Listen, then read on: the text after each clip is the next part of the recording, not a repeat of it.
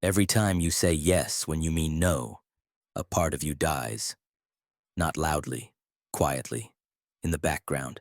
Behind every fake smile is a war you're losing. Not because you're weak, because you're unarmed. This isn't about being liked. It's about being untouchable. The samurai weren't loud. They didn't explain. They cut once, and no one crossed twice. In this video, you'll learn 5 brutal rules from the samurai: how to make your silence louder than threats, how to destroy disrespect before it grows, and how to disappear like a ghost after your final strike. These aren't tips. They're psychological weapons. And if you watch to the end, you'll walk away with a new armor. The kind that makes people think twice before pushing your limits. Rule 1. Kill the joke before it becomes a pattern. Nice people wait for proof. Warriors act on the first whisper. When someone tests your boundary, they never start with a punch. They start with a chuckle, a sly jab disguised as humor, a just kidding with a blade tucked beneath the grin. It's not about the joke, it's about the signal. Predators don't pounce, they probe. They measure your silence. They study your nervous laugh. They're not trying to be funny, they're trying to see if you'll bleed without fighting back. So you end it early, brutally. We don't do that here. Say it again, but slower. Or no words at all. Just the look, the stillness. Let them choke on the tension they created. Miyamoto Musashi once showed up late to his duel with Sasaki Kojiro. Hours late. He wasn't being disrespectful, he was unbalancing the battlefield. Letting Kojiro drown in his own fury. By the time Musashi arrived calm and collected, Kojiro had already lost. 1 strike, 1 death, 1 message. Control is power. You don't wait for people to cross the line. You make them see the line in blood. You draw it early. Clearly, unapologetically, because every time you let it slide, every time you giggle to keep the peace, they learn one thing. You're afraid to confront. And people don't respect fear. They exploit it. So the next time someone thinks they're clever, don't explain, don't laugh, don't flinch. Kill the joke before it becomes a pattern.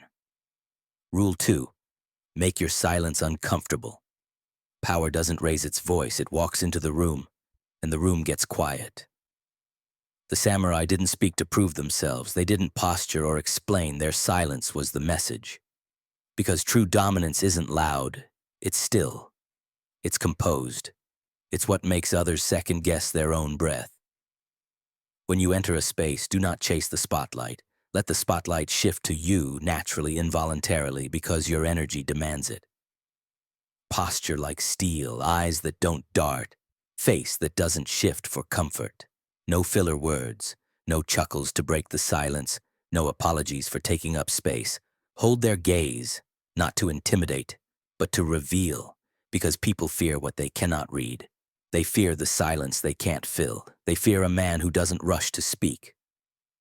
And in that fear, you gain control. Stillness is not weakness. It's the storm that waits. It's the sword still sheathed, because it knows it doesn't need to flash to be feared. When someone disrespects you, don't flinch, don't fumble, don't give them the drama they're hunting for. Give them nothing. Let your silence become a pressure they can't breathe through. Let your stillness reflect back their insecurity like a flawless mirror. Because when you don't react, they start seeing themselves. And most people aren't ready for that. They start to stammer, to fill the space, to crack under their own noise. Presence is pressure, a still body, a locked gaze, a pause that says, I am not here to entertain, I am here to endure. Can you?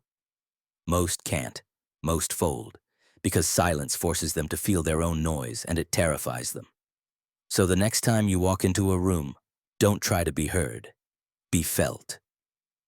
Midway Samurai check-in. Who has power over you? Let's test your code. Who makes you say yes when you want to say no? Who drains your time and makes you feel guilty for wanting space? Who jokes at your expense and never gets checked?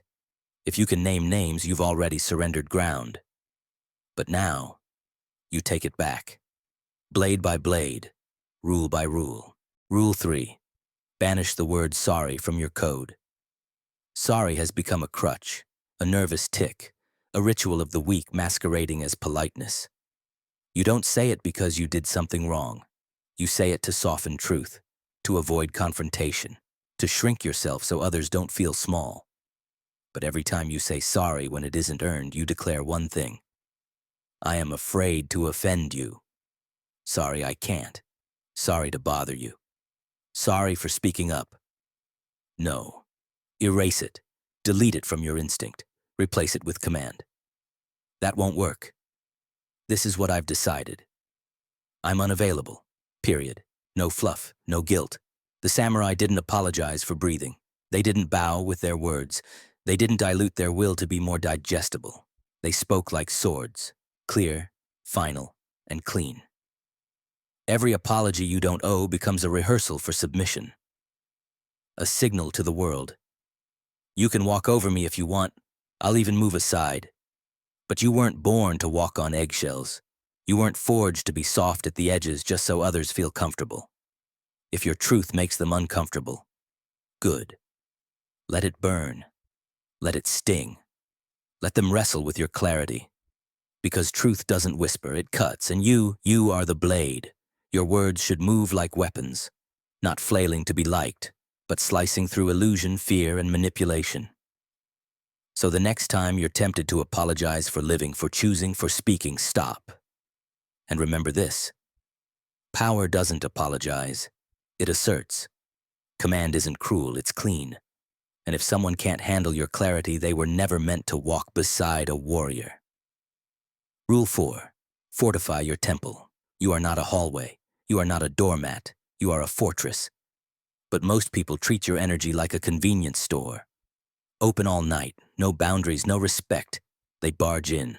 They spill their chaos. They test how far they can push before you finally snap. That ends now. Because when you allow access to everyone, you protect nothing.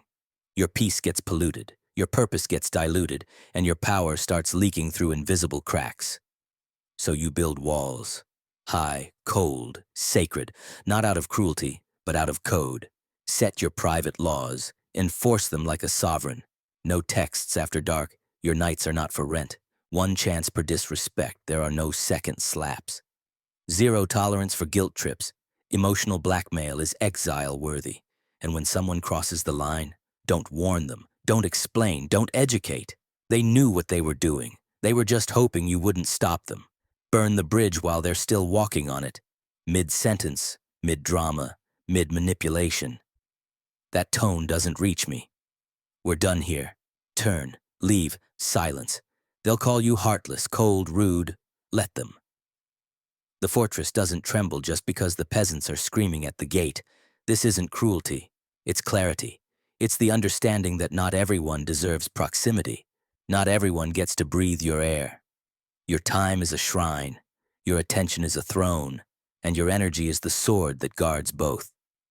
So guard it. Viciously. Because the world will only respect your temple if you treat it like sacred ground. And from this moment forward, it's gated, it's guarded, and it's yours. Rule 5. Vanish without explanation. A final strike never comes with a speech. It comes with silence. It comes with absence. It comes with a door closed so hard behind you they never even hear the lock turn. You don't owe closure. You don't owe context. You don't owe comfort to those who disrespected your presence. They laughed at your standards, mocked your discipline, challenged your growth.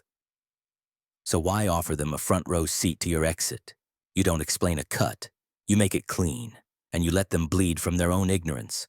No farewell texts, no passive-aggressive essays, no, I just wanted to say, execute, then disappear. Yagyū Munenori, the silent hand behind the shogun's throne, understood this to his core. He once wrote, "True power needs no presence, only consequence." That is your final move. Not shouting, not proving, not convincing them you were worth respecting, just vanishing. Let your silence burn the questions into their mind. Let your absence echo louder than any speech you could have made. Let them talk in circles trying to dissect why the blade came. And never answer. Because the real revenge isn't silence, it's the void. The space where your energy used to be. The emptiness they now face without access. a punishment no apology can reverse. This is your ascension. When someone no longer deserves your time, you disappear. Not to hurt them, but to free yourself. No noise, no second chance, no ceremony. Just a ghost with a sharpened code. Closing ritual. The sharpening of self. You weren't born to be liked. You weren't forged to be soft. You were built to be unmistakable, undeniable, unignorable. Let the weak beg for approval. Let them contort themselves for comfort, water down their truth, swallow their rage just to be included. Not you. You draw lines, in stone, in silence, in blood. Let your boundaries boom louder than your voice. Let your silence cut deeper than argument. Let your rejection scar those who thought your soul was for rent. Because your presence is not a service, it's a privilege. From now on, your stillness speaks. Your absence punishes. Your no is final. And your energy? Gated, guarded, God tier. And when they ask why you're distant, why you're so cold, why you don't play the game anymore, smile. Once, then vanish. You don't need their permission to disappear. You don't need their understanding to evolve. The blade doesn't ask before it strikes. The mountain doesn't explain why it stands alone. And you don't apologize for becoming untouchable. So this is your line. Draw it with fire, with silence, with certainty. And once it's drawn, make it permanent. The sharpening is done. Now walk like you've already won.